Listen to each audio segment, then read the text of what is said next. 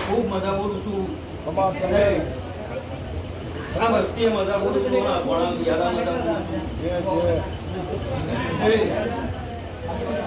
કોઈ કુવાસીએ મજા બોલું છું ત્યાં તો ઘડીએ